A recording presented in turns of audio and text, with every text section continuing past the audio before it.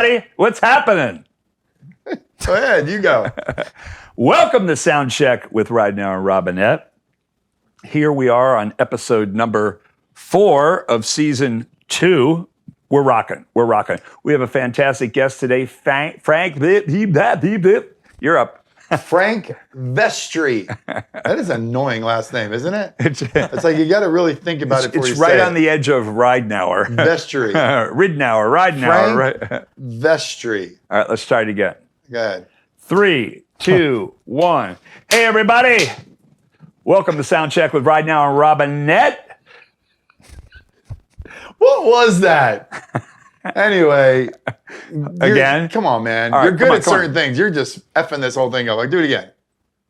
Hey! Here's what you do after you go. You do this big line, then you go, you grab your shirt. Yes, yes, I do. See? You do the foot wiggle, I do the shirt grab. The funniest thing was, I got to tell Jason this. Go ahead. Because I didn't say anything to you when you said it to me. I hope you're still recording this. Keep going. Because I wanted you to just have your moment. Go ahead. So why would you want me to have my moment? Because you were. All right, go ahead. Say it. You were schooling me. Say it. You know, you were schooling me in a nice way. Okay. So me and him are talking about the Broken Roads thing, and it was all positive. And then he goes, could I make a constructive observation, whatever the fuck it was? I go, sure, man. What was it? He goes, you're really nervous. I went, what? He goes, your feet, everything was moving the whole time. And I didn't say anything, right? And he goes, he goes, once you get a few gigs under your belt, you're going to calm down, you're going to be fine. Little did I didn't tell him that from the time I played, when I play, I go like this. Yeah. I didn't tell him that when I first met Phil Ehart, he came up to me after, he goes, dude, you should be a drummer. You were doing kick and snare while you were playing the guitar and singing. But I thought it was cute. After you get a few gigs under your belt, you're going to... But it's true though, isn't it? No, this is one thing. The body was... I was just rocking. Dude. Okay, well, I stand corrected. By the way, for that comment, I take it back. This is just another day at the office for Keith. I thought maybe he would just, and then kind of sit mellow in the pocket out? And groove out. Not to mellow out like fall asleep, but you don't have to do this either. Hey, listen, He's got a place in the fucking middle here somewhere. Don't get defensive. I was just trying to tell you something funny. Well, I'm very old and I'm ornery. I've been around the block a few times. Knock that shit off. And I'm a little sensitive. Don't be sensitive. I'm a little, but at least I'm being honest. Everybody has their faults, Keith. Maybe this is one of mine. My God, wow. Karen, what the hell? Oh, right, Jesus Christ. Anyway, so welcome to Sound Check. Hey, Jason, make a note today on... Don't fucking talk to him about anything, okay? Just let him do his thing. Stand up. Come on, don't tie your shoe. Come on, stand up. Let's get it out of the way. I got to tie my shoe because if my foot quick, starts wiggling... We got like 5 minutes for Frank's here. If it starts wiggling, it's going to wiggle so much my fucking shoes are going to fall off. All right, don't touch me. Come on, bring it in. No. Don't be so shy, man. Every time I do that, we touch certain parts, it makes me a little weirded out. All right, welcome to Sound Check, everybody. That was interesting. Oh my God! So he is here we are again. He's really sensitive. Episode what? That's episode 4, season 2. Oh, you did good. See, all right. See, I'm not so... Episode 4, and things are going really well. Our last couple episodes went great. All of them went well. Last week. We had Danny Sinatra. I want to thank Danny again for being part of that podcast. We had a great response to that as well. And this week is my friend, or going to be our friend very soon, Frank Vestry from Long Island. He's got just a long history of recording, playing out several cover bands, tribute bands. He's also an agent for Maximum Bands out of Tampa, Florida. He's been doing a great job for them as well. His band right now is currently just tearing up the East Coast right now. They're playing pretty much everywhere and anywhere. Theaters, amphitheaters, concerts. That's the tribute band? And that's the tribute band. That's Smokin Renegade, which is a tribute to Boston and Styx. Cool. Tonight's the night we'll make history. Smokin'. Yeah, smoking. Anyway, so... We're really excited about having him. Plus, he's a great guy. He's a good dad. He's a hard worker. And he also has that Long Island history, which a lot of musicians down here in South Florida over the many past years have relocated down here. The work was a little thicker down here. They were able to come down here and start bands. And there's just a history of Long Island musicians that have relocated down here for whatever reason it may be. Yeah. So we're looking forward to having him. And it's going to be a great day. He's on his way now. Keith? Yes. Let me start off by apologizing. Me and Keith have been, well, we've had a lot of problems, you know. It's not easy. Remember, mention some of the pairings that they've on TV over the years. There were the Smothers Brothers. Sonny and Cher. Abbott and Costello. Yep. Come on, give me a few more. Okay, can't think of anything. Starsky and Hutch. Starsky and Hutch. You know, and these Chips. people, they've had a lot of success like we're having right now currently, and they didn't always get along. And I just want you to know that I'm one of those guys that if we have like a little falling out or we don't agree on something, that I want to be the one that be the bigger person and say, you know what? I make mistakes, and I hope that you accept my apology, and I hope that we can move forward in our endeavors. You didn't have to laugh at it. I'm trying to be sincere and be honest. If you want to laugh at it, that's okay. I'm comfortable in my own skin to just laugh at it. You so, see what are happens? we good? See what happens when you give them the floor? Are we good? We're always good. All right. Jason said, are we good to see you? Jason is here. Do you have a microphone? Yes. Jason, thanks for being here, buddy. Always a pleasure. Are you excited about Frank Vestry as well? I am excited to get to know Frank. Has Frank yes. ever done one of your theaters? I don't think he has. No, No. I don't believe so. Yeah, that would be something he'd probably be interested in. But he has a lot of work. So anyway, so a couple things we want to cover real quick. How's the Broken Roads doing? It's doing getting, okay? It's getting going, man. It's doing good. You've done a few gigs now. You've done the casinos. You've done a couple bars. The momentum's there. It's getting rocking. It's starting to pick up. Okay, have you guys had, like, I know that you're sometimes you're not the easiest guy to deal with. Have you had any problems in Broken Roads? Have you had any problems in... Would you just try to play the role, please? Yeah, okay. man. Have you had any problems in Broken Roads yet? Not a one. Have you got in a fight with your brother? Not a one. Okay, let me ask you this. For all the musicians that are out there listening, a lot of musicians have played with their sister or brother, their siblings. Over the many years, I mean, let's face it, you guys probably 20 bands. I don't know how many bands you and your brother have been in.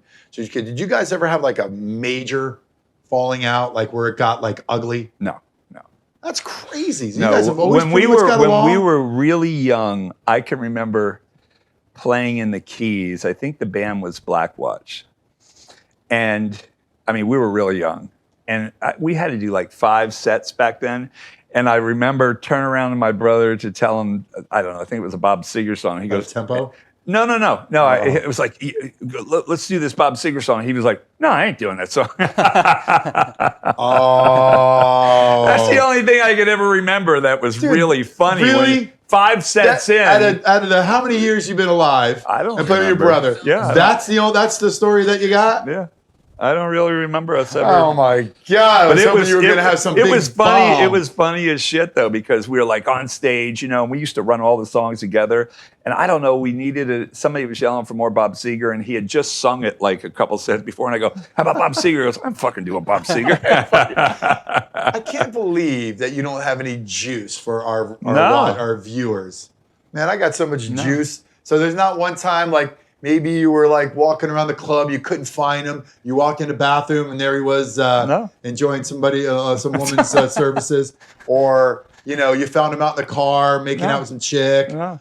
He was throwing up in the corner because he had too much tequila. No. Nothing? Not really. Oh my God. We got to do I got stories. So when we ever do our podcast, which we're going to do each other. We're going to interview each other. Oh my God, I'm going to pick out some great ones, man, because, I think some of them are still going at this point. Maybe I'm not involved in them, but some of my business partners, musicians that I work with, are still, having stories. So, Anyway, so everything is going good with your project. Yep, and with you, you're rocking. Everything's going pretty good. Yeah, nothing really to share that's interesting. I only want to give them things that are interesting. My gig is really not that interesting. I think it is, though. You do because, I don't know why you do, but I appreciate that. It's really not that interesting. Things are going really good. The band is doing well. We've had, in my situation, I'm sure there's with others, because there's so many bands so many gigs. There's a lot of moving parts. A lot of musicians also work with other projects. Yeah. So how do I keep, not just me, but all these other bands, how do they keep it flowing? Now, if you have 40, 50 gigs on the books, and all of a sudden the bass player gets sick, the guitar player has to relocate, the drummer has COVID, whatever the reason is, you have to keep the ball rolling. So you always got to have either subs, replacements, or know how to manipulate the business to where they don't, the club is still content Covered. with what the product. So I constantly do that on You're try not to on a juggling. weekly. You're juggling. Yeah. Oh, look, it's Frank. Hang on, Frank. You're going to be here in 1 minute. You're calling in right now. Okay, hang on.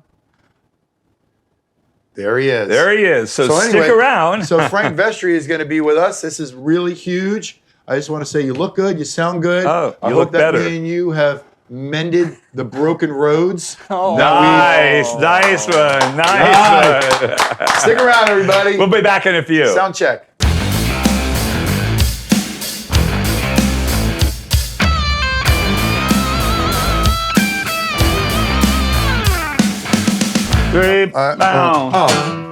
Welcome, everybody. Holy shnikes. Because I can't say shit You can. on the podcast. Here we are once again. Amazing. Keep that groove going. That's deadly groove, bro. Let's Grab that thing over there. Bring the whole thing over there. Let's bang on a little bit. Here we are once again. Sound check with my friend, Chief Ridenour, Jim Robinette, our producer, Jason Sedowy, and once again, we have did it again. The top of our game. We bring in the very best interviews in South Florida. We have Frank Vestry. Woo! Oh, Frank. Oh, Frank. Oh, coming on, Frank. Frank Vestry. Frank, Frank. No, Frank. Oh, Frank. Frank, Frank, Oh, Frank. Frank. Oh, Frank. Frank Vestry. Whoa, you got the last name right. Frank Vestry. Frank Vestry. Yeah, baby. Frank, thank you for being Good to here, see you, bro. man. What's up, Shake, guys? shake. Yeah. Means a lot. Fist A lot. pump. That was very weird what we just happened. Well, it was just we like started off with it did not start off smooth. Frank, I didn't think this was going to be weird at all. Don't worry. okay, real quick, right off the top, the name Vestry, is that, that's obviously on your dad's side. Yes. Old school Italian, is that Vestry's not- Italian name? Well, actually, Di Silvestro is my real name. So, Okay, how do you, D-I-D-E? yep, D-I. And Vestry came because my dad, when he started singing, his manager said, "You got to lose that name. It's too long." You know. So that's your stage name. Yeah. So on your Well, birth, everybody your birth knows me. certificate- Like 90% of the world knows me as Vestry anyway. But right. But yeah, legally, it's not my real name. Did you just say 90% of the world?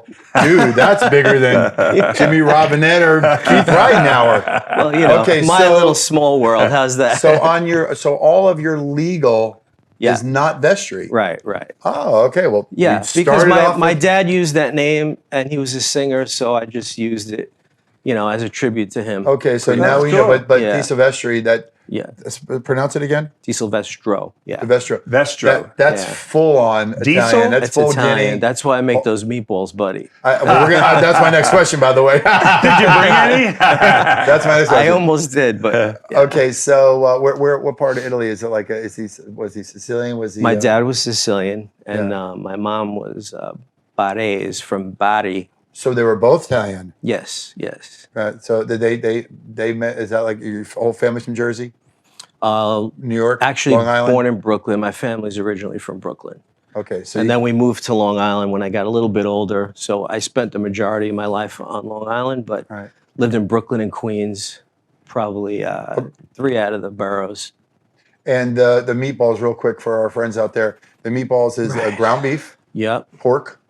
I just do the beef, believe it or not. Just the beef. 80-20, because you don't want them too lean. Right. And then I go with the minced garlic, grated cheese. But you only do breadcrumbs. ground beef. Yeah. You don't bring in another meat like You know no what? kidding. No, I don't. because I all go these places, these fancy restaurants, I they have know, 2-3 I know. combinations, and Yeah, my mom used to do all that, but I do a lot of seasonings, pecorino romano cheese, the breadcrumbs, the seasoned breadcrumbs. Then I take some white bread and I soak it in milk and I crush it up to make it nice and oh moist. my god, That's old school. And, yeah, Yeah. it comes And- out really good. It's and like so a if 4-hour. Do you have any? Okay, so if I'm interested, you'll hook me up and come up to the house and. Yeah, man, I've been inviting you, bro. Come I know, on, I'm very So- busy, very so busy, Frank. you're invited too. Thanks. Well, I'll show up. Yeah, That's the difference. And I usually make enough for like 20 people. So So if you're I'll give you leftovers if it's too. 4 hours, you're cooking enough to make it last. Then. Oh yeah, Yeah. yeah. Because I don't do it all the time. Yeah. But then you can freeze it. Yeah, All my- Italians freeze it, Absolutely. and then yeah, whenever my you want little- some, you take it out and you're done. It, So- don't. A quick question. Don't you find that a lot of times when you're cooking Italian food, it's better the next day when you heat it up? Yes, especially Is that because everything has had a chance to soak in and settle? certain dishes like eggplant parm, lasagna, Right. Stuff like that has a chance to settle. It's better the next day. I Yeah. think, yeah. You're making me hungry now. I'm starving. Am I, We'll be back in about a half hour. We're gonna go eat. We're going to Dominic's down the street. So thanks for being here. So Appreciate you want to sip? Are you relaxed? Are I'm you okay? good, yeah. So I'm cozy. real quick, just for our viewers out there, let's start. We're not going to start from the very beginning. What I want to do is find out. First of all, you drove down here Yep. today. You came up from North Palm Beach, Jupiter, from Oh, Jupiter. okay. So that's Yeah. considered Martin County. Or that's considered Palm Beach. Palm Beach Palm County. Beach. yeah. Palm Beach County. Yeah. And you were raised in Long Island. Pretty much, Give yeah. us a rough idea on when you actually got into the music business. You were talking about your father obviously was in the music business. So Right. tell our viewers a little bit about Dad and how you got started. So when I was a little kid, my dad used to bring me to gigs when you were able to do stuff like this. Mm-hmm. So I remember being 7 years old. My dad would take me to his gig. And back in the day when my dad sang, they generally had like a singer, a comedian, and a stripper. So what they would do is they would hide me backstage when the stripper went on. I wasn't allowed, I'd be like behind the curtain. Right. And then he'd bring me out when my dad sang. And at the end of the show, I'd be hanging out with my dad and people would be coming up to him and shaking his hand and taking pictures with him.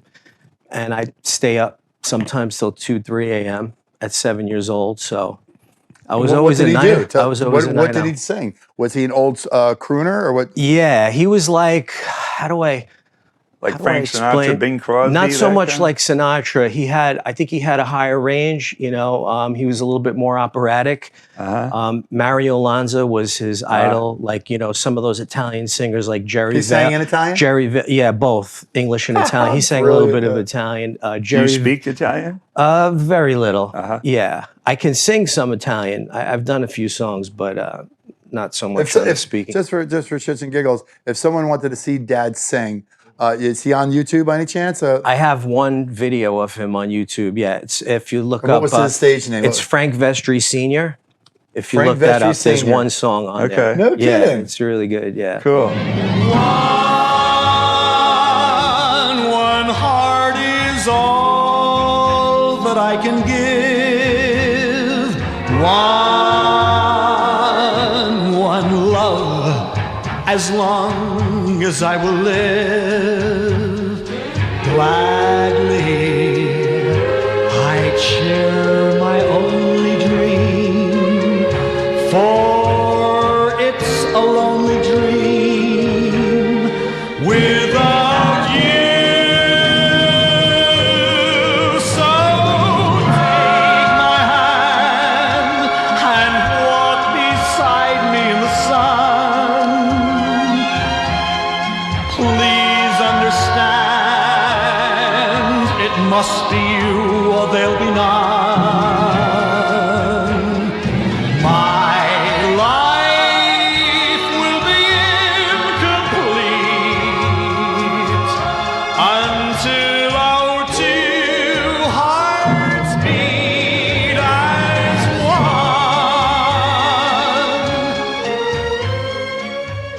one. And so that's how put it there. he's bringing you to his gig.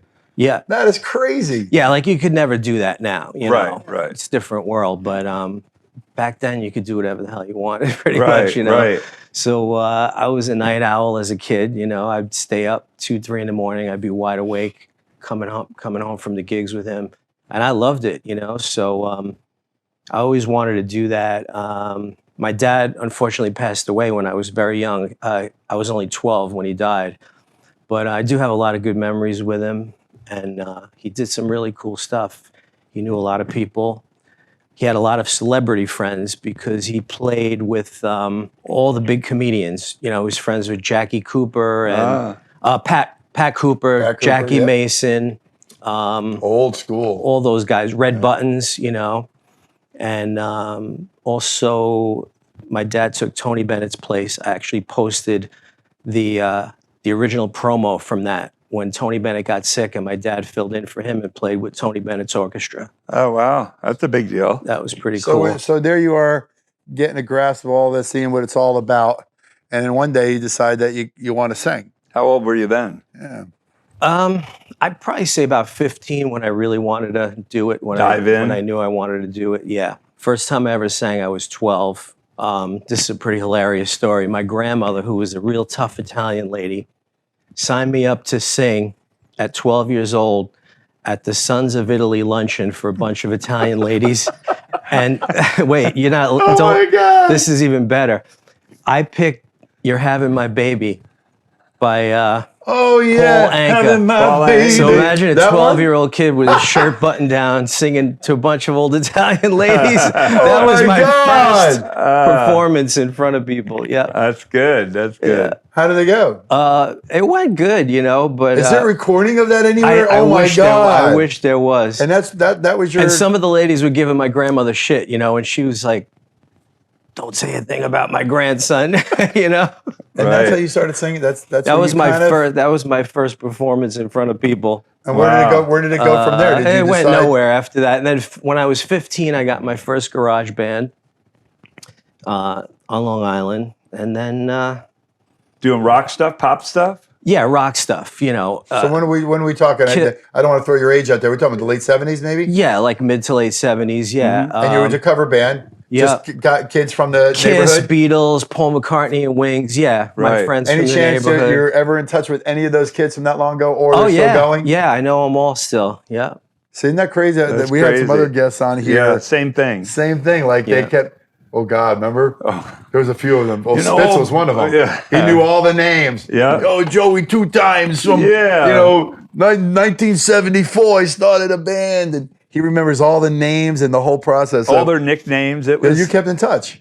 Yeah, my the drummer in that band was actually my drummer later on in my original band, Devious. Oh, okay. In the 80s, late 80s. And Devious is the band. Well, I don't want to get ahead of it, Yeah. but that's the one we did. You did the opening of the shows and stuff like that. Yeah, we had a pretty good following. That band did well. We were pretty popular in New York. I'll tell you a little bit more about that Yeah. later. But circling back to my dad for a minute, I remember some stories because my dad was pretty well known in the tri-state area. A lot of people liked his singing. He had a bunch of celebrity friends. Rocky Marciano was a good friend of my dad. And I remember, and this is true, when I was 3 years old, we got invited. At the time, we lived in New York. Rocky had a house in Florida. We got invited to stay at Rocky's house for a week, me, my mom, and my dad. And I remember when I was 3 years old, I was jumping on the trampoline at Rocky's house with him. And when that, you remember that moment. He was the heavyweight champ of the world. I think he still was at that time, or he might have just been retired. And was that down here in South Somewhere Florida? in Florida. I don't remember because I was little. Probably but Fort Lauderdale. It seemed like a lot of people Yeah. had It's places. crazy how you remember that. I remember I that. remember some I things of that. remember Whitey Ford from the Yankees was a good friend of my dad. I remember my dad told me this story that they used to hang out. They did like these celebrity softball tournaments together, and they would go out sometimes drinking. So one night, my dad's supposed to go out with Whitey Ford, and Whitey calls my dad and says, "Hey, Mickey wants to come out with us tonight." So my dad goes, "Mickey?" He says, "Yeah, Mickey Mantle." So the three of them went out drinking, and my dad told me Mickey got so hammered at the end of the night, my dad and Whitey had to carry Mickey up the stairs and put him in his bed. Wow. So That's crazy. yeah, true story, man. Unbelievable, man. Yeah. I mean, I think a lot of celebrities, particularly from New York, had places in Florida. A friend of mine I played in the band with, his dad was good friends with Johnny Weissmuller, Tarzan. Tarzan, yeah. And he had a place in Fort Lauderdale. In fact, when I first moved in my first apartment, his father in storage had like Bahama couches that were leopard. They were my couches in my first apartment when I was 19. God. Wow. So he used to tell my buddy's dad used to tell us a lot of the celebrities from New York would have places in Florida. You know, when I worked for a cable company in 2001 or something, in 2002, I think I told you the story already. I know I told you the story. I was working on some cable, and I was in Boca. And when I was in there, I saw these pictures of the Mets everywhere. Like there's framed old school black and white pictures everywhere. I'm like, wow, man, I'm a Mets fan. That's kind of cool, you know? This heavy set. He didn't even have a shirt on. I remember I could see the picture, unfortunately. He had like his bloomers on, some slippers, you know? And he says, yeah, that's me up there. It was Jerry Kuzman.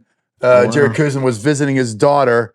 He was just, I don't even know, yeah, but this is years ago. Wow. But, you know, he's a pitcher for the Mets. Yeah. But anyway, so moving on. So you get into some bands, you're doing garage bands. Finally, what's your first band that was established that was That you making got a little bit gigs? of Devious or no? Before that, well, Devious was my first, was the original band that did pretty well. I'll tell you about that in a minute. But before that, I had a band, a little local band that, this is when I was maybe like 19, 20, 21. We became friends with the guys in Twisted Sister because we were a lot younger than them, but we knew someone that worked for them, and he brought us on. And me and my drummer used to sell T-shirts for Twisted Sister at their shows, like between sets, before the show, after the You're show. handling the merch. Yeah, we would just, you know, we didn't get paid for it, but so they knew us because, you know, we helped them out and sold their merch. And then when we finally had a band, they put us on opening for them. Oh, cool. What was the name of that band? It was called WDFA, and we did quite a few shows with them. We opened for them many, many times. And I remember Before they were big, they were just clubbing? No, they were pretty big. It was before they had their first record deal, Right. but they were still huge. Making you know, huge like, Right. noise up there. I mean, like So when they Twisted Sister was gigantic in Long Island Huge. before they... Yeah, before they had a record deal. I don't think they got signed to like 83, 84, but like 79 to 82, wherever they played, packed, like lines around the building. 3,000 people would come to see them.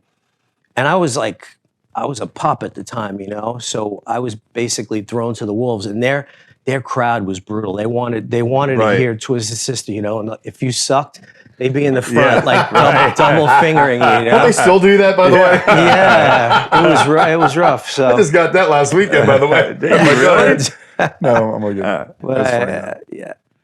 So at that time was you're just bringing back memories. Yeah. At that time up in Long Island and all over that area up there, when Twisted Sister first started to crack, wasn't Yeah. there like Zebra and Rat Race Yeah, Choir and some all other those- bands like all that? those It bands was all were around big. that same time, right? Yep.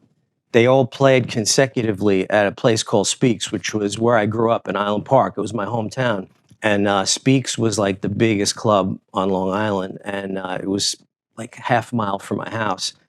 And they would have Twisted Sister on Thursdays. I think Wednesday was Zebra and Tuesday was Rat Race Choir. So like all 3 nights, you know, Right. 2,000 people And there was there. many other ones, too. Oh, yeah. There was This a is the lot of one big- that everybody talks about all the time. They never made it big. They're the biggest band in The Good Rats. The Good Good Rats. Rats. Yeah. Yeah. But they're They were another big one too. yeah. Is that late 70s, early 80s too? Yep. They So- were also. But all another 4 band that- bands were a little different because Zebra was a little more, I don't want to say progressive, but they kind of were compared Yeah. to Twisted. Yeah. I don't remember the Good Rats. They weren't like the Ramones, were they? Well, they were never a No. big band. They were Well, they had albums out. The Good Yeah, I Rats. but they were remember- not an MTV touring No, band. Were no. they like No. But they were very popular in the tri-state area. They had albums out on small labels, but you know, a lot of people had their albums, Yeah. and they did really well. They always packed it out. Twisted Sister was like more of a high energy, you know, Right. like in your Dude, I've face. seen them. I Yeah, some of yeah. the old sport. I've only seen And one Zebra show. was known for their musicianship, 3-piece, great. You know, they did Led Zeppelin. They got popular doing Led Zeppelin covers. Yeah. You know, they do it to Oh, the, no kidding. yeah, they do it to the T. And then they started mixing in their originals once they got a following. Yeah, we did backline for Zebra a few times. Randy's a guitar player and singer, I think. He's still going. Yeah. So moving forward, let's get this thing rolling. Yeah. So you're in a few cover bands. You're still cooking now. You get into the one that started to really make noise. Devious, yeah. Was Devious. How many years was that? A couple of years? Together. Yeah, I'm just saying. How long was that? It was like 85 to 88, like 3-4 years. And about. that band had a lot of momentum. Yeah, was it an original band original or both? Original band. And did you record? Did some recordings and we had shows? we had management behind us that invested money in us. You know, we did a bunch of demos. John Levin, who's in Dokken, was the guitar player, and Greg Smith was the bass player. He played with Alice Cooper for like 10 years, I think. He also played with Ted Nugent. He's currently in the Guess Who. Yeah, we came really close. You know, like. I'm sure you did too, buddy. Yeah, but that's another story for another day. But let me ask you this. So after Devious, you did all the work, did all the heavy work. You thought things were going to snap, which a lot of the musicians know all about, especially back in the 80s. Yeah. Everything takes a shit. Boom, there you are at 88. So while you're doing all this stuff, let's just say this is also your late teens, early 20s maybe?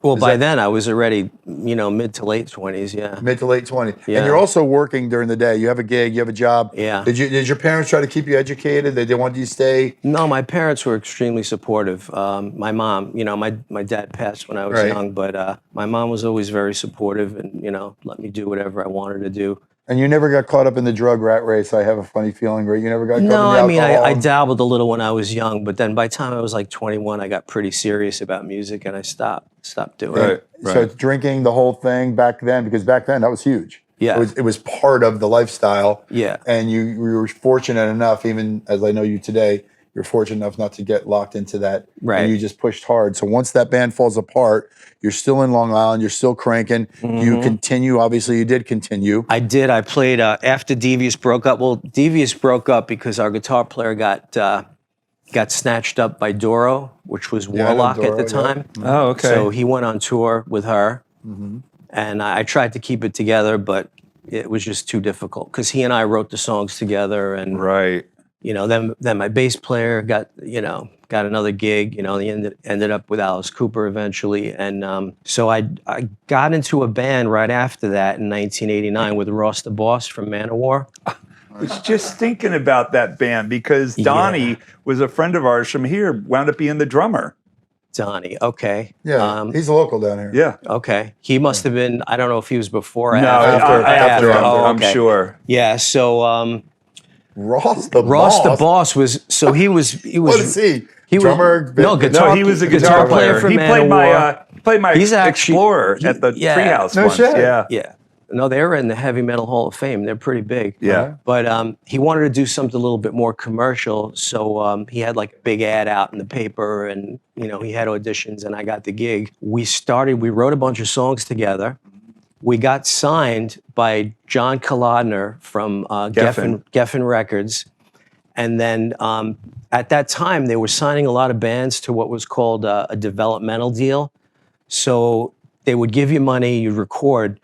But then, they would sign maybe 10 or 12 bands and they'd release 3 or 4 because they didn't have the budget. Right. So we got shelved. We never had our album released. Then I was with, right after Ross the Boss, I was in Last Temptation, which actually Steve Murphy from Florida. Oh, I know. He sings all my sync stuff. Yeah. So Steve Murphy was the drummer.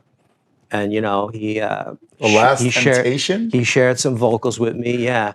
Was that a cover band or? No, that was an original band. Really good band. And then that was the last rock band that I had before the grunge came in '92, right? Once Nirvana came in with.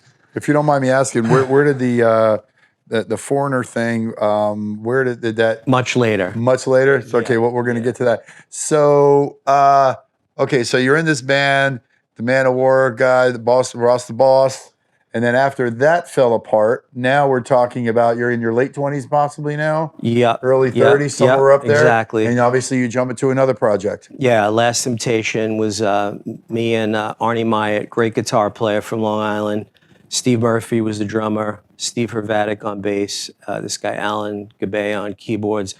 We had a bunch of songs, really good band, just wasn't the right timing. How long did that last? A few years? About 3 years, 90 to 92. And then once Smells Like Teen Spirit came it out, killed everything. we all knew it was over. You know? Everybody did. I remember, that's right when my thing was I over, pretty remember much being it. at a gig in 1992, and we had played this club many times before. This was my original band, Last Temptation, with Murph. Mm-hmm. It was always packed, you know. And then we did this gig, and it was a little less packed, and like half the crowd was just different looking, you know. Right. And I looked at my guitar player and I said, "Bro, it's over."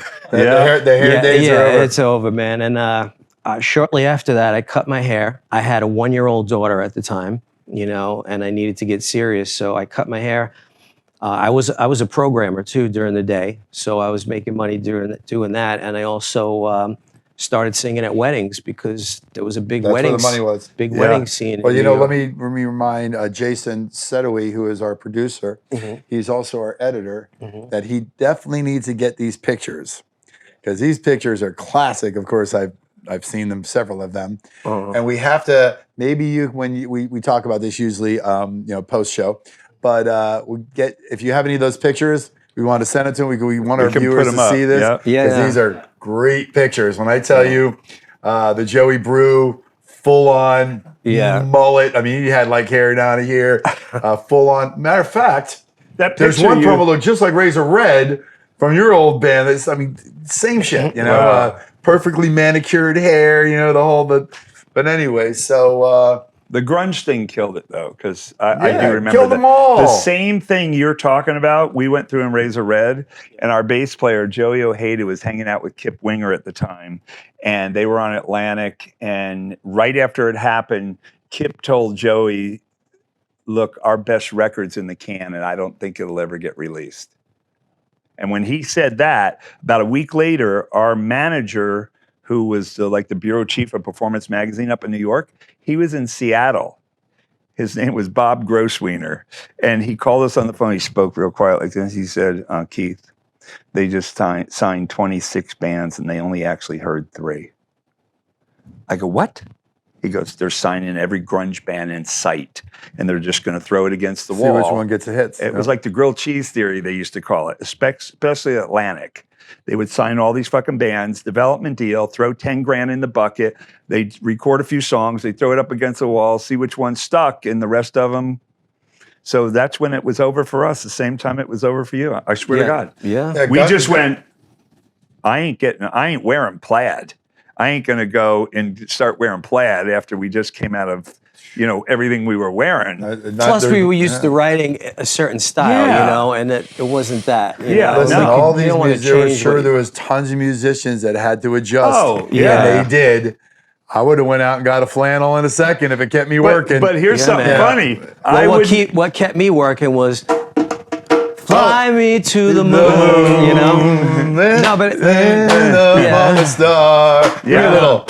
Let me see what spring is like on Jupiter and Mars. In other words, hold my hand. Yes. But truthfully, For all you Styx Boston fans out there, yeah. Oh, that is fucking great. But the wedding scene in New York, you did everything. You had to do Sinatra, Justin Timberlake, Bon Jovi, you were doing everything. Journey, Jay-Z. We had 4 singers in my band. I'm Right. surprised you didn't do that when you were. I mean, I know you got tons of stuff going on, but you could have very well did that here when you got here. Oh, You I had no desire to do that when I got here. Oh, you were done. You were over. done. I was done. I wanted to play, do what I'm doing now. So Right. let's move that forward because we got a couple minutes where we take a quick break. Yeah. So when did you decide to come to Florida, and why was it here?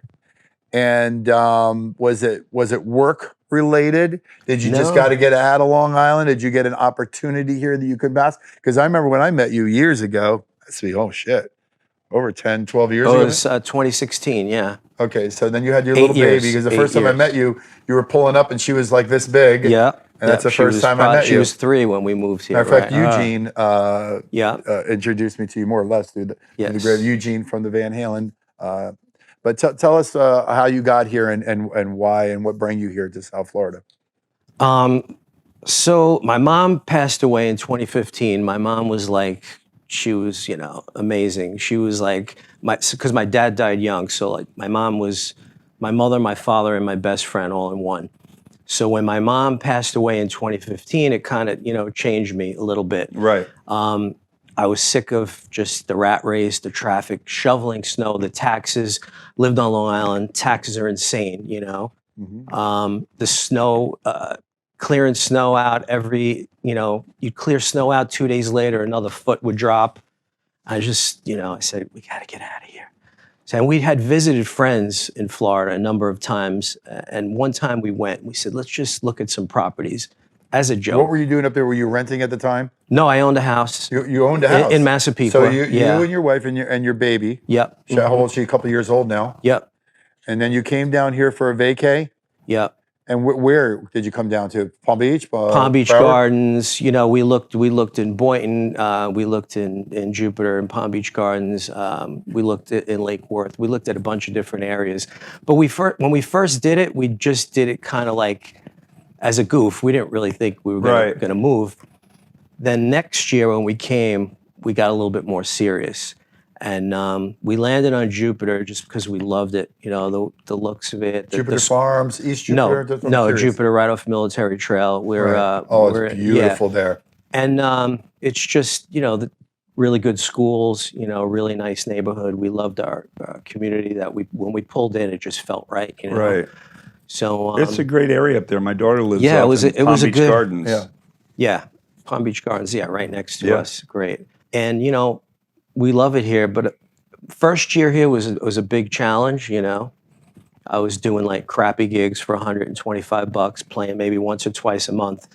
And then after about a year or a year and change, I was getting a little discouraged. Well, I remember because. Yeah. Me and you were buddies, and me and you were talking. Yep. And we won't mention any names, but you were playing a lot of these smaller bars with Right. smaller, I won't say smaller bands. Well, I That's not remember fair. the first gig I did here was at the Square Grouper.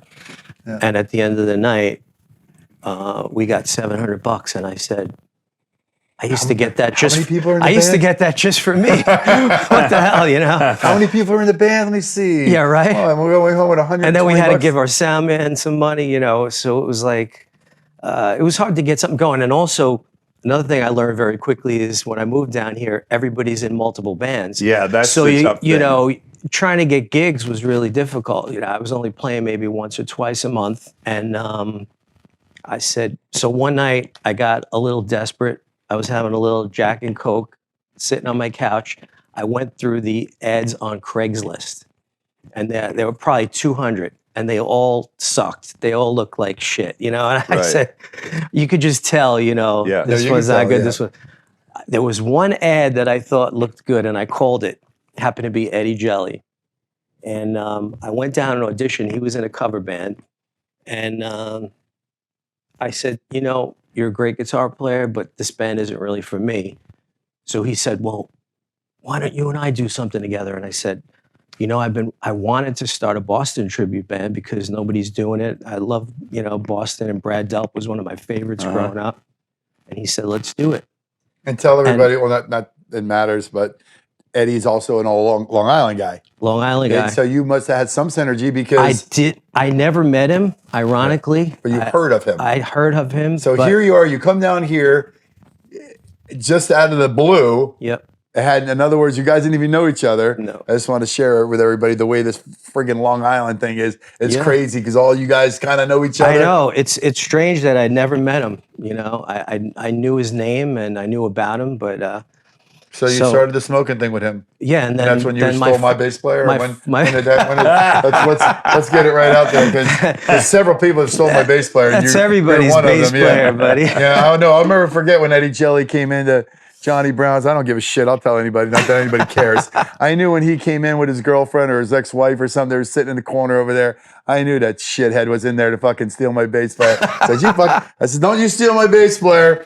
Sure enough, wasn't even a week or two later, the Fleetwood Mac thing popped up. And I think the Fleetwood Mac thing was before the Yes, it was. smoking thing. But anyway, so you got together with Eddie and you did the smoking thing. Yeah. Or did you didn't have nothing to do with the Fleetwood thing? This is just the No. Smokin thing. Was the Renegade Styx thing in that picture at that time, or it just started? Yeah, with we the just Smokin'? figured we needed to do 2 bands because Boston only had like 3 And albums. this is when you the know? tribute bands were just starting to really get going. It's 10 Yeah. years ago plus, maybe 6 years ago. Yeah. Okay, well then they were starting definitely before that. Yeah. but you There jumped was on the already- wagon. Yep. Who was in the band? You had Eddie in the band. Say, you know, it was the same guys except for Dean. You know. Rob Darmain. Yeah. Howie. Ken Urquhart, yeah. Ken, and then of course Yeah. Dean came in later. Yeah, so basically Eddie brought in Rob and Howie, and I brought Ken in, you know, and it was a good match. And we decided we needed to do a second band because Boston only had like 3 major albums, so they didn't really have enough. You know, you can do So a you bring full- in the Styx. Yeah, so we did a combo thing, and it worked out. And once that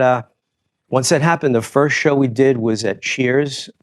We did a free show, 1-hour show, and I remember that. Yeah, and my wife took some video on her iPhone, and I went home with her and I had her edit it. So we edited like 3-minute video with like 5 Boston songs, and that video got 7,000 views on Facebook, and that took off from there. and that's how things started. Okay, well, here's progressing. what we're going to do. We're going to take a break for 5 minutes, and we're going to go do whatever we do, and we're going to come right back and hear the rest of the story. Of course, the story is still going, so we're just going to catch up and keep rolling because you guys are still crushing, kicking ass. Tons of shows you guys got on the books, and we're going to talk about more about him stealing my bass player and get into some more of that stuff. We'll be right back with Sound Check. Keith Ridenour, Ridenour, Robinette. Jason, Jim Robinette, and Frank Frank. Vestry.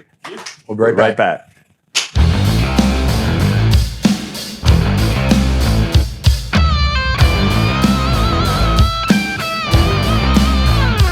Hey, here we are. We are back at Yay! Sound Check. Well, bring us in, Frank. Bring us in a little Yeah. clap in. Pretend like you're excited, Frank. I am excited. This could be the so biggest happy to moment be of your here. life right now. You never knew it. Welcome back. Welcome back to Sound Check with Ridenour, Ridenour and Robinette. Robinette. Good to see you. Hey, good to see you. Good to be seen. Keith Ridenour, Jason Robinette. Sedoway, and we're back with Frank Vestry. Frank, real quick before we get rolling, tell everybody you have a beautiful wife and you have an angel at home. And what's her name? Kara, And how is it being a dad? How old is she now? 7, 8? 11. She's Oh, 11. Oh, 11. Damn, when I met her, Man, she where you was. been, man? Let's see. Time That's your flies, littlest buddy. one. Yes. Okay. And she's 11. Yeah. And how is it being a dad? Is it now that you're semi-retired? Yeah. Sorry. I wouldn't say I don't feel retired. I'll tell you that. Well, if you're doing that many gigs, you're not doing retired. your Not 9 only to 5 anymore. Let's That's just throw true. it out That's there. true. Okay. How is it awesome being a dad? It's amazing. It's Is one she of a the good greatest kid? things. Let's be perfectly honest. You just throw it out there. She's not watching. Is she a good kid? She's a great kid. And you love her to death. Yeah. It's a beautiful, beautiful. And she's also a singer. Yeah, you have 2 daughters, right? Yeah. My little one sings. Yeah, I hear her at the top of the steps screaming her lungs out. No kidding. Oh Do you think yeah, she's a big Swiftie. Loves Taylor. She there does you sing. go. She does sing in key. She sings very good. Yeah, for she's that got some. age. She's got some power. I don't know. She's so young. I don't know if she'll continue to do it. But so far, she sounds good. Yeah, my daughter wanted to play guitar when she was young, so I got her this little pink guitar with the nylon strings. It wasn't even 30 seconds in. She said her fingers hurt. She put it down. She never picked it back up. So my fingers hurt. I'm like, that's part of it. You can't push them. I mean, our parents never pushed us, right? I mean, Yeah. when you They push gotta them, they get go motivated, in the other you know? direction usually. But Taylor Swift could be a good motivator. Didn't you? Did you take her to the concert or did you take her to the tribute? Your little one. I did. What concert did you just take her No, to? I didn't. I was going to, What was but the one? Oh, it didn't work out. yeah, we had our Taylor Swift tribute playing at Wellington Amphitheater called Love Story, Maximum Bands. Yeah, and I was going to take her, but Okay, it well, didn't so work out the time. Let's delve with that. So Yeah. we left off where the Smokin Renegade thing.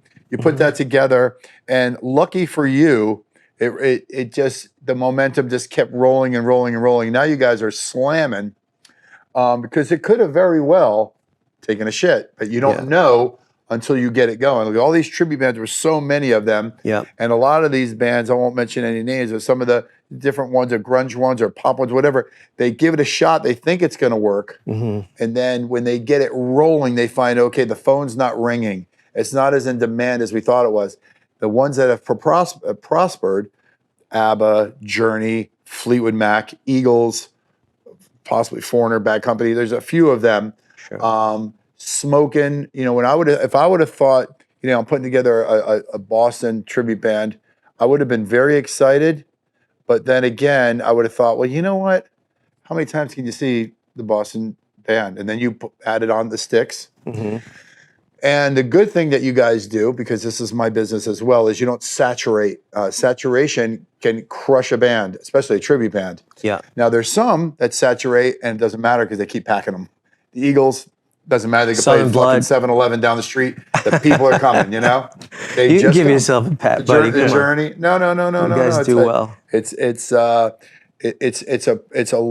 a lot of work for you.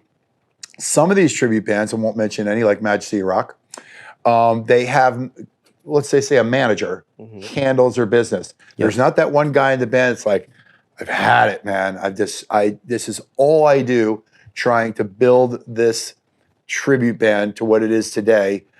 Some of them don't have the patience for it. Talk a little bit about the business end of it, because for the people out there that don't understand how much time, how it works and how it functions. Let's leave Maximum out right now, because we're going to tie Maximum Bands, the agency, into it. But tell everybody about running the band, taking over the responsibility of being a band leader. Well, for me, it was kind of a natural progression, because I booked most of my bands growing up. I started out getting screwed at like 17 years old. First gig I ever did, I played, club was packed, and the guy, the owner of the bar, handed me $80 at the end of the night for the four of us. So you learn as you go. Right. That's happened to me. That's happened. But for me, it's something I enjoy doing. I'm comfortable doing it. So I'm always on my phone. Like if you text me, chances are you're going to get a text back, like a minute later. If I don't pick my phone up, it means that I'm either in the shower or I died. So I'm pretty good with that. We developed a following just from hard work. Everybody has their own little thing that they do for the band. Rob, our drummer, helps with the finances. Ken is like our musical director. He's great. Oh, okay, so there is some delegating. Yeah, going on. he can Let's have, ask you something. great way to do it. What exactly is the bass player do? The bass player, he just. This is really interesting to me, because he didn't do much for me. That was He comes in and looks pretty, He looks pretty. He helps out with the sound a little bit. Yeah. He's, He does do. He does all the in-ear systems. Yeah, and, right. All right. So, You're gonna give him a take break? it back. yeah. Oh no, I want him to hear this. This is what I enjoy. So I knew you were everybody gonna has bust Howie. something. Yeah, everybody Let's does. ask you Everybody this: does what their about little Dean shit. Summers? Because Dean Summers is going to be one of our guests here in the future, because he's got a great story and he's a beautiful human being. I love him to death. What exactly does he do for the Boston, the Smokin Renegade? Is there something designated that He doesn't really have anything. what can we give him? He doesn't have anything assigned to him, but I will say he's got a good social media presence, so he definitely There you helps. go. There you He go. helps with that. Something. I basically handle the band page and the graphics, social media, contracts, bookings. Okay, so that's what I wanted to mention. Yeah. So when they say band leader, I just want to, we won't get into too much detail because we could be here for hours. So it's the initial phone call, it's getting a contract, it's negotiations, coming to an agreement. Now the red tape. People don't know the red tape, of course I do, because this is what I do as well. So it's the insurance binder if there needs to be one. There's a contract. Is there a deposit? How are you going to get paid? When do we get paid? Is there any, when it comes to certain agreements, I'd rather just have a flat rate and be done with it. I don't negotiate at the door, even though, let's face it, if you bring in 200 people to a club and there was $40 a head, if you got the door, it'd be nice. Yeah. But I like to get a flat rate. So there's a lot of moving parts, right? And then how do you handle being that we're in South Florida, like weather pending? Do you try to stay away from those? No, honestly, that doesn't come into play very often. I know it does rain here a lot, but so many of the shows, even though it rains, we actually do end up playing the gig.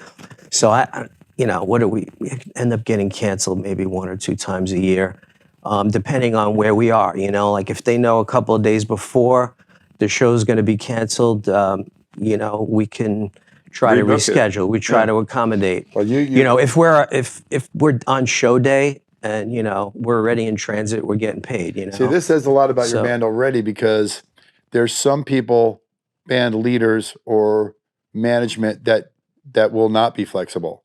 So you're ready, you said it. This is why people want to deal with you.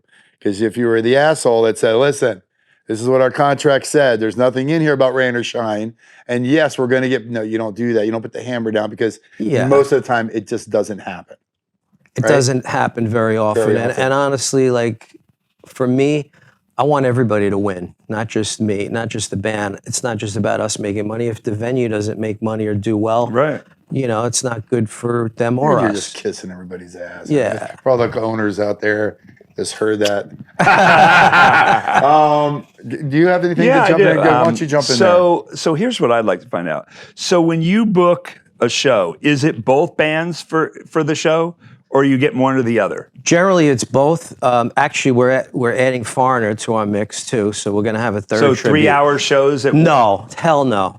I mean, I'd be dead if I had to do 3 hours. Because you're singing of everything, and everything is way the hell up there. Yeah, so the idea is to kind of do 2 out of 3 at each show. Oh, okay. And so the reason, never 3. Yeah, the reason we're putting it together is because I figure it's always my fear that people are going to get sick of us, you know, because they're hearing us do the same hits from Boston and Styx for 6 years now. We've been a band, you know. You change up the set from we do. show? We switch it out a little bit, but everyone wants to hear the hits. Right.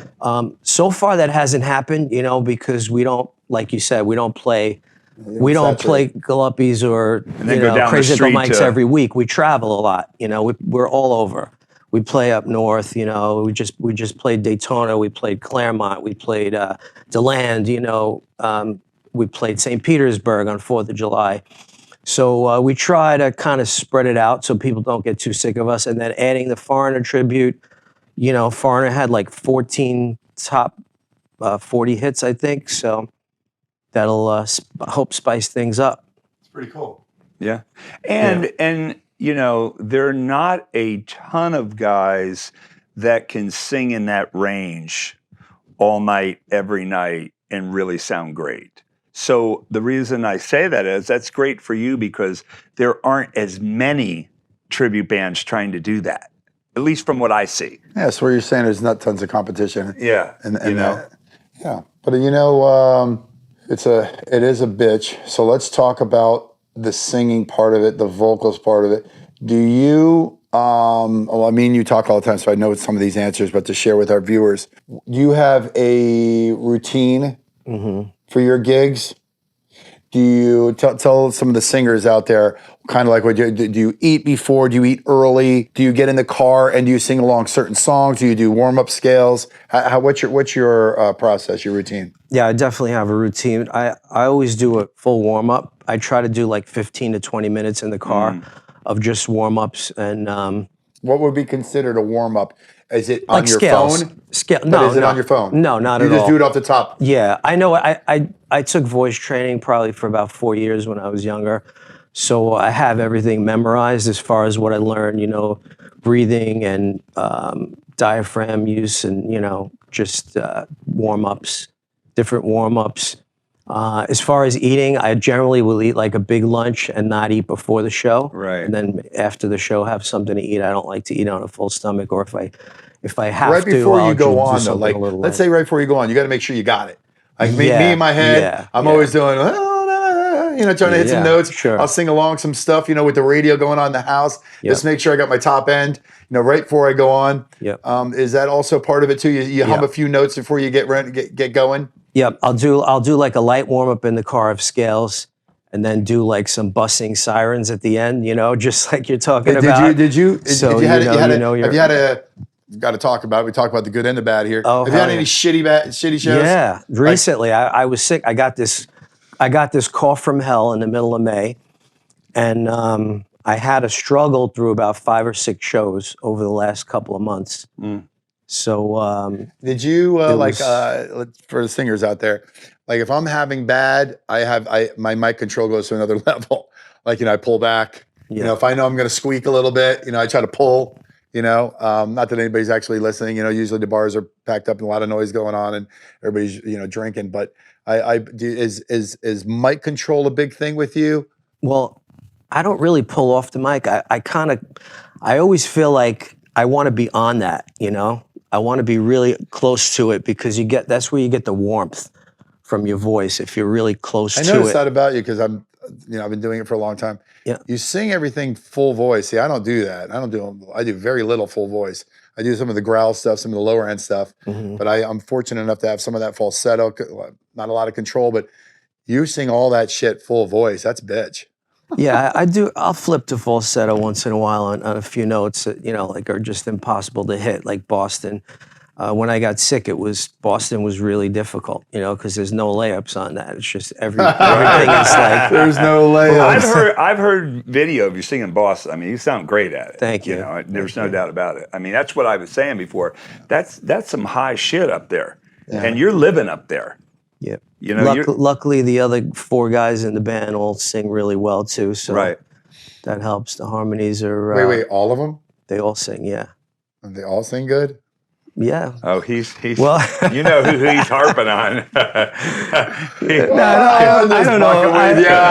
I don't know if they're all going to step out and sing they all lead. Sing great. Hey, there's a reason he was with for 15 years. I just bust. All right, so that's it. You guys are cooking right now. Yeah, I have some other things I want to hit. You want to jump in there? I was just curious about the do you ever just do one of them?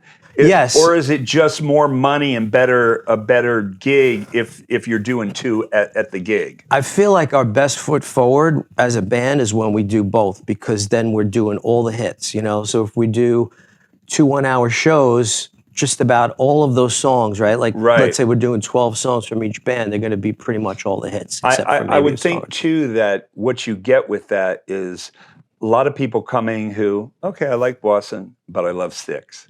Sometimes there are some venues that book us just as one. For example, if there's a venue we're playing up north and they already had a Styx band, they only want Boston. So we'll do 90 minutes of Boston. Just, 90 minutes straight. So money-wise, is it the same either way? Pretty much, yeah. Let's talk about money. I like money. I like money a lot, Frank. Frank is, to be honest with you, I'm very money-driven. Over the last, I don't know how many years. For me, it didn't, when we were younger, it wasn't as money-driven. But let's talk a little bit about money, because we're all an open book here.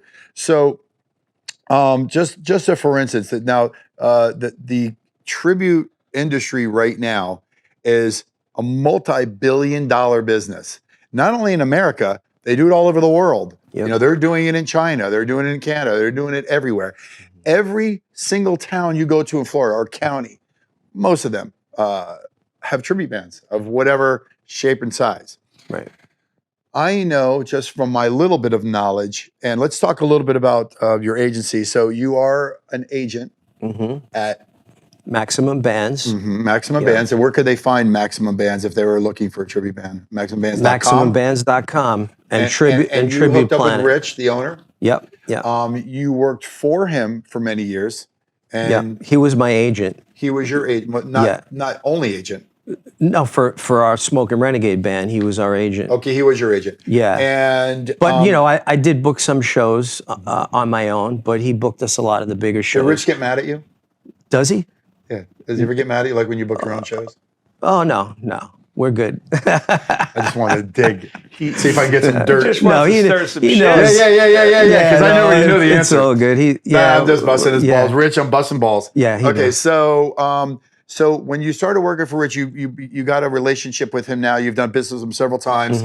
You go into semi-retirement, whatever it may be. He invites you to come over to his business and be part of his business. And I know from talking to you on a daily that things are going very well for you and the agency. Yeah, he's been in business for 19 years, and I worked for my company as a programmer for 24 years, and then I got a call out of the blue, and they basically let me go for financial reasons. So I did a post on Facebook, like a little bitch fest. He saw the post. He saw the post, and then the next day, or maybe 2 days later, he called me and said, "Why don't you come and work for me?" Oh, that's good.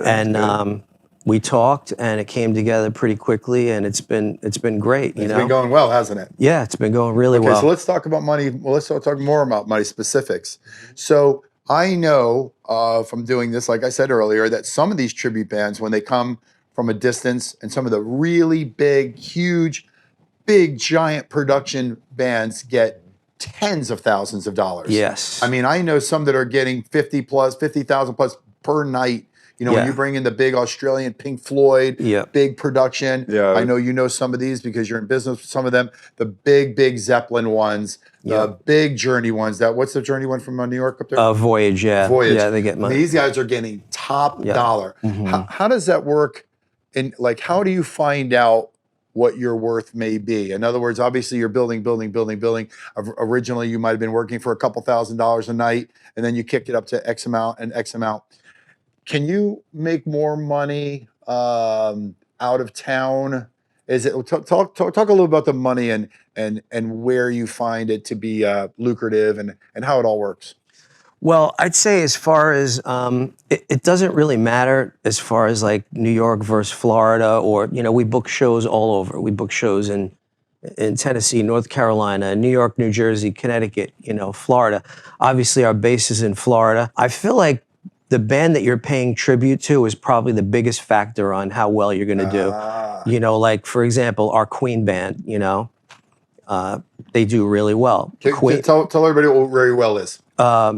They're booked. You know, they're always booked. So, but do they bring their own production? Like, they don't bring production, but like PA and lights with them. They can. I mean, a lot of the venues that they play at, like if they're doing a big theater, you know, they're selling. You had them out. at your place, didn't you? What's that? You had at Parker. Yeah. What was the name of that particular one? Absolute Queen. Absolute Queen. Yeah. Is that your band? Yeah. They're doing great. You know, so they. Tell everybody what grade is. 10 I mean, grand, 8 grand. 5 grand? Yeah. Oh yeah. They're like they're in the 8 to 10. Okay, yeah, 8 to 10 locally and probably, and then they can get maybe more. Yeah, and they're booked. They're pretty much booked all the time. And the thing is, you know, they're selling out theaters. You know, like 1,000, 1,200 seats. And there's only 4 members of the band. Hallelujah. So, you know. So the agency will take a cut of that, Yeah. and the band would be pretty happy, Yeah. especially if they got, you know, a dozen shows a month. Life's pretty good. Yeah. So Well, that's what I'm trying to particularly share if with everybody. if they're getting the same money, whether they bring PA and lights or not. Yeah. I mean, You know, there are certain tributes that are more in demand. You know, Elton John, Billy Joel, Queen. You know, Jimmy Buffett's hot now. You know, so right. I always another one. wondered, do you guys book any Bob Seger tributes? Yeah, we have Beautiful Loser is the. Is that Lou? Yeah. Oh, it is Lou and Tom Porter's Oh, that's band, right. yeah. I forgot all about. I don't see it that much, but Well, they're fairly new. I think they're about a year and a half, Right. maybe, if I had to guess. But Why did you mention them? because You're a when fan. we had the Doobie Brothers tribute there for a little bit with me, Jeffrey, and Red, and everybody. At one point, I was like, man, I don't get it. Why there isn't a Bob Seger, unless just down in South Florida, it's not a big deal. Because I remember the last time Bob Seger played down here, I think me and Beagleman went. I looked around, he was sitting on a chair on the edge of the stage playing acoustic, and everybody was singing every single lyric to every single song. And he had a 10-piece band that night. And he did a whole segment where he came out, maybe did Against the Wind, a handful like that. But I just stood there like this. We were like 30 feet from the stage. I'm looking around going, man, they sing every single lyric. So to me, maybe more up in, you know, the Midwest or something, it's big. I think it's about the singer. If there was a gem down here, I'll tell you right now, David Bowie, huge David Bowie, right? Duran, huge. REM, one of the biggest bands in the world. You don't see these tribute bands because I think it's a niche. It's a singer. If you find that guy who has that niche, I mean, you know, before he was here, there was no Boston band. There's not a chance. There was a guy who found his niche. You know what I'm saying? Braga found his niche, whatever the Cars thing, and whatever it may be. The singer, you know, if it meets that sound, that tone, you know, there's a couple tribute bands that I don't understand why they're a tribute band, because the guy don't sound like him at all. He sounds like himself, but he just doesn't catch the moment. That's what these tribute bands are about, you know, that, right? Because look at your Skynyrd band, there's an example. They come out, they look like Skynyrd. Yep. You know what I'm saying? They sound like Skynyrd, they look like Skynyrd. So with the tribute bands, I guess it's about, looking the part and sounding the part. So, and of course you don't look like Brad Delp, but you're way sexier than Brad Delp ever was. As far as our band, we don't really we get away with it because Boston and Styx didn't really have such clearly defined images. You're you right. know? You're right. It's not like if you're doing Aerosmith, you got to look like Steven Tyler, right? If you're doing What's Kiss, another band that you love? know. What's another band that? Let's talk about a little bit about your influences. Like if you were in your car right now driving, or let's say you're sitting around the house, what would you prefer to listen to? Do you have an artist or like a genre? Are you a hair band guy, metal guy, easy listening, jazz? I mean, yeah, I like yacht rock, you know, but definitely 80s hair band stuff. Coverdale was always a big influence of mine. I love Stevie Wonder. Elton John and the Beatles, you know, as a kid, Elton John was probably my favorite artist. She packed my bags last night, pre-flight. 0 hour, 9 a.m.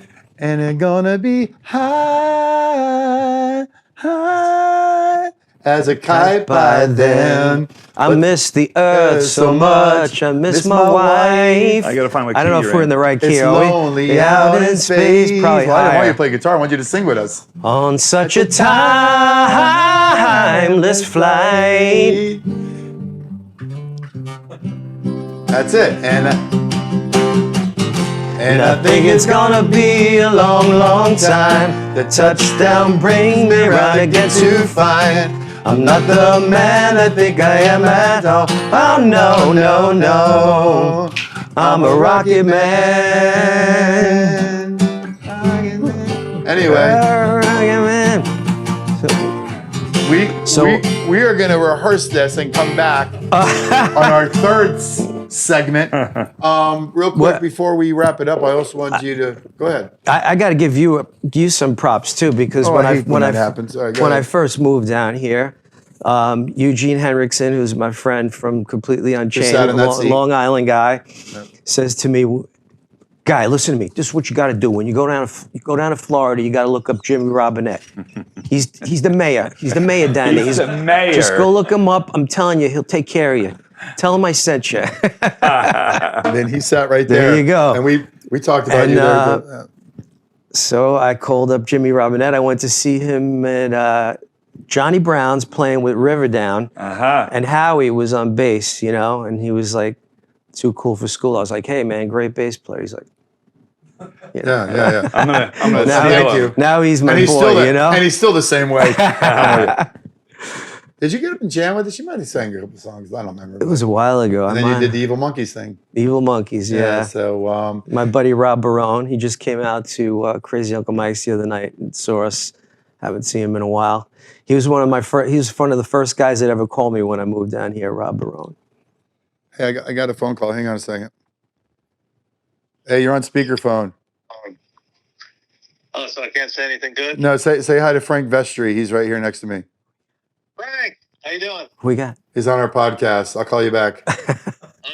All right. That was Ricky Sanders. Oh. I thought the people would get a kick out of that. He's going back out with Shinedown Monday for 3 weeks. Awesome. Talk about the Mets real quick, where they're at right now. I know they yeah. started off, they got hit really hard in the beginning. Of course, you and your rest of your crew were just bashing them and crushing them because you Yep. never thought they were going to get back. Are That they is at 500 true. now? They're like 2 games over 500. 2 games over They 500. actually last night went into the 3rd wild card spot with their win. So wait. So like when if you the say season third- ended right now, they'd be in the playoffs. But they haven't even had the All-Star break yet. Yeah, we still got a long way to go. So how many games in the year? They still 180? have plenty of time to break my heart again. Don't worry. How many games throughout the year? 180? 100? What is it? 162. 162 total Yeah, games. so right now we're at about like 90 games. There's like 70 left, something like that. And are they looking strong? Is there They're playing great lately. If they keep it up, I think they have a shot to and make the playoffs. who's in first place in their Phillies. division? Phillies. The Phillies are at the top of the game. Braves Did you are see the game second. last night? The Dodger Philly game. I You saw refused. I saw the score, but I didn't see the game. And tell people about how hardcore you are. So I went to the '69 Mets. That's where I first got introduced to the Mets. I was 6 years old. Yeah. My old man took me there. Yeah. And by the way, my old man, we got this in common. I worked at the Tenafly Diner in Tenafly, New Jersey, Mm-hmm. and I met a few Mets, Yankees, Jerry Lucas, a few other people that used to go to his diner, Mm-hmm. and I was 5 years old. So it's kind of like we had that little thing in common with your old man. Yeah. So when you got so hooked up with the Mets, you've been following the Mets, you're a hardcore Met. Yeah. And the game is on. You prefer people don't call you? Will you still pick up the phone if there's a game on? I'll just put it on pause. Yeah. You'll put it on pause? Yeah. What about your daughter? Does she know that when the game's on to not just poke at you? No, she'll come. You know, she number one. runs the house. Is she Yeah. before the Mets? Yeah, of course. Is the wife before the Mets? Like Of course, the family's got to come first. the you family know? comes first. Yeah, if it's the ninth inning, though, all bets are off. Do you have anything else for Frank Vestry? No, it was just great getting to actually meet you. I've Yeah, heard a this has lot been a about lot you. of I've fun. heard you sing on any number of videos. Did he always sound good, or is there one that was just kind of like a little shaky? Or you thought they all sounded good? No, I thought they all sounded good. I don't think they would have put one up that sounded shaky. Oh, sometimes we don't have a choice what goes up on the That internet. is true. That is I've learned true. that the hard way, man. hell Oh my yeah. God, listen to some of those Uncle We've Mike all been videos. there. I'm like, We've all been there. please take that down. Please take that down. But I have, other ailments and handicaps that you don't have. But so I'm really glad that you had a chance to come here. We appreciate it. You're okay? You got to get going, actually. Yeah, Yeah. I just wanted to touch on the foreigner thing. Yeah, You've please been do. told- Share with everybody. Yeah, so in 2005, I got a phone call from an agent that I know and said, "Hey, how do you think you do singing foreigner songs?" So I said, "I think good." So he said, "Well, they're auditioning." So he said, "I need you to go to a studio right away. You got to get this done, like in the next 2 days." So I called up my buddy Bruno Ravel, who's from Danger Danger. He's got his own studio in New Jersey, and he's done all that. Like he co-writes their songs, does all their production. Great producer. Went to his house, recorded 3 songs. The agent that I know from New York sent the foreigner tracks to his studio. I recorded 3 songs. Next thing I know, I got a call. He's saying, "Hey, you're in it. You're in the game. You know, they really liked it." So I had a shot there, and I actually posted 2 of the videos on YouTube, and I posted them on Facebook. To as- what videos? Audition videos? Yeah, it's just like Just audio? Just audio? yeah, it's just audio with like okay, some go ahead, picture, go ahead. right? And one was Hot Blooded, and I Want to Know What Love Is. I tried to post the third one, which is Cold as Ice, but I got like some copyright bullshit, so I only got 2 out there. It went on for about a good month or 2, but this is when they hired Kelly Hansen in 2005. What I was told is that I was down to like the last 3. They ended up picking Kelly. So at the time, Jeff Pilson was in the band. I think he still is. Still in the Yeah. band, But yeah. he's an LA guy, and him and Kelly were buddies. So I think he kind Hey, of Kelly was from Black and Blue. What was it? Hurricane. Hurricane. They were both Hurricane. in Hurricane. Oh, really? Yeah, and so I think he had the inside track. And ironically, my band Devious played with Hurricane and Poison on a triple bill in like 1988 at Lemoore East in Queens, which was Wow. like a big rock club. I remember Of like 2,000 to Lemore's. 3,000 people. Yeah. Yeah, so I was hopeful for a while, but came close and didn't get it. So now I have a You know, it's foreign crazy. tribute coming you out. go. We got a foreigner. So Frank has Smokin Renegade tribute, also adding on Foreigner as well.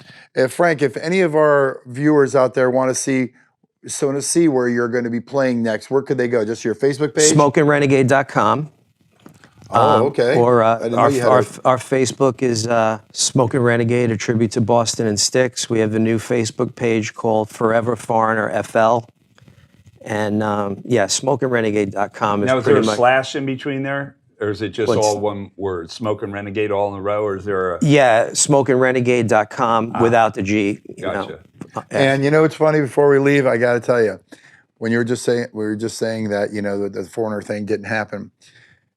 I always think about in my life, if this would have went this way, even though I wanted it to go that way at that time, if it would have went that way, this would have never happened. Right. If I would have did that, this would never happen. Yeah. I always think one of my bands, I won't mention their name, from way back, if I didn't get fired at that time, I would not have those 4 children I have. Yeah. I would have never had those 2 boys that I have.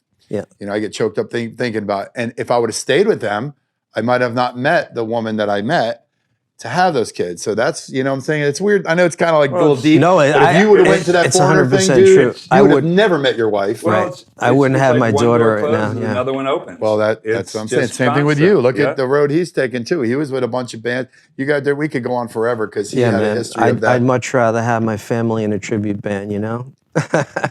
It's crazy the way these Yeah. little decisions make, you know? Like Doesn't seem like it at the time. it doesn't seem like it at the time. But- I was in this tiny little bar in Pembroke Pines, this tiny little hole. I was just there with this shitty band, and I don't even know what I was doing there. I was so drunk I didn't even know my own name, and I just happened to meet this girl for a brief moment, you know, and I got her number. There's no cell phones back then. And because of that one little moment, those two girls were in my life. You know what I'm saying? And if I would have been there an hour later, or she would have went home, you ever think about that? You know, wherever you met, where did you meet your wife originally? Like I was playing at a club, and she came with a bunch of girls. One of her friends was the fiance of my drummer, and my wife isn't really a rock aficionado, you know. So they were going out to see my band, and the girl said, "Oh, we're going to see this." She's like, "I'm not into bands. I'm more into DJs, you know." So they kind of dragged her along, and then she heard me sing, and she said, "Is this the mullet that the long hair?" I had long hair, not mullet. This was like 2005 when I met seen her. some shit. So yeah, I Jason had some Sedowi's hair. going to be posting some pictures. So it is what was the guy's name? Achy Breaky? Billy Ray Cyrus. There was a little bit of Billy Ray in there somewhere. No, that's mullet right So there. you met her that night? I met her that night briefly because she was with a whole bunch of girls, and then we kept bumping into each other because we lived in the same town. We both had apartments in the same town, and I actually ran into her again at the gym, like a couple of weeks later, and I was running on the treadmill, and she said, "You that singer guy?" No shit. Yeah. So do you I have saw a your picture band. when you guys kind of first met that you can I send to Jason? do, So yeah, I we can- do, what yeah. her first name is again to share with everybody? Jen. So we're going to post a picture of you and Jen during Way that little back, segment yeah, there. yeah. Hey, everybody. Frank Vestry was here with us. Is there anything Great you want time. to leave them with? Or do you think we've covered most? I think we pretty much got everything, right? A shout out to your bandmates. Smokin Renegade. I love these guys. They're all working hard right now. Do you like learning one the of the band songs. members a little better than the other? we try to get that out. Yeah, I like everybody a little bit better than Howie. Oh, I didn't say that. Okay, Elise, I knew Elise you is wanted going to to yell at you I now. knew you wanted to hear it. Why No. do you have to say that No, about truthfully, him? we all get along great. I know We're you all do. good No, it's friends. good. There's It's good. no fucking drama. Yes. Yep. It's a beautiful The thing. only way to really. fly. No drama. And we have some shows coming up. Let's see. Yeah, you got Let me anything let me big give you August, right? Because we have a big show. It's going to be our first time playing at Sharky's on August 24th, Smokin Renegade. So we're really looking forward GDR to. did play there, so GDR's you've already played there. experienced Yeah, Rich yeah. Cushionary. Awesome. Yeah, actually GDR's there July 27th, but August 24th is Smokin Renegade's first show there, and they might have the renovation done by then. Yeah, yeah. So he's expanding. He's going to have a bigger stage. Sharkies, everybody. Sharkies. yeah, I wouldn't Ri- make- I don't want to Richie's promote your awesome, show so- if I got a show that night. Hang on a second. I'm sure you do. When do you not have a Just show? kidding. Sharkies, August 24th. 24th. August 24th. Any chance Yeah, you don't go Smokin out? Renegade. I I am have now. never, ever, ever since I don't know when seen you walk into. Oh no, well, other than the benefit, walk into one of my shows. Why is it that you just can't find yourself? We're in the music industry. Can you find yourself a way Friday or Saturday night to go to a venue and just go in there for 10 minutes and say hi to some people? I'd appreciate it. That would help business for our podcast. That will let people know that you're really sincere and you care about us local musicians. And you're a popular guy. I want you to try to make an effort. Yes, Dad. Now, August I'll 24th. fucking be there for August sure. 24th. Will you maybe make an effort? Absolutely. I'll go with you. Okay. You're probably gigging. Come on, man. You're always I don't gigging. talk about me. He gets mad when I talk about. We've already been so many arguments. We were arguing before you got here. Jason Sedowi, everybody. Yay! Can you give me a little groove because I want to tell everybody about how happy I am right now. Just give me a little guitar or something. Frank, bang on that bongo right there a little bit. Well, everybody, we've come to a conclusion again. Episode 4. I want you to get on that microphone and tell everybody. Episode 4. season 2. 4. What a great experience it has been once again. With Keith Ridenour, not Randy, Jason Sedowi, Jim Robinette, and the one and only Frank the voice, Vestry from Smokin. Woo! Oh yeah. When you're with me, I'm smiling. We want to appreciate Frank for coming down to the Soundcheck Studios. Make sure that you hit the subscribe button. Don't mess around. Hit that subscribe button and make it happen. Thank you for joining us with Soundcheck. Woo! Yeah! Another great episode. Thanks, bro. Thanks, buddy. Appreciate it. We hugged. Yes. Fucking love it.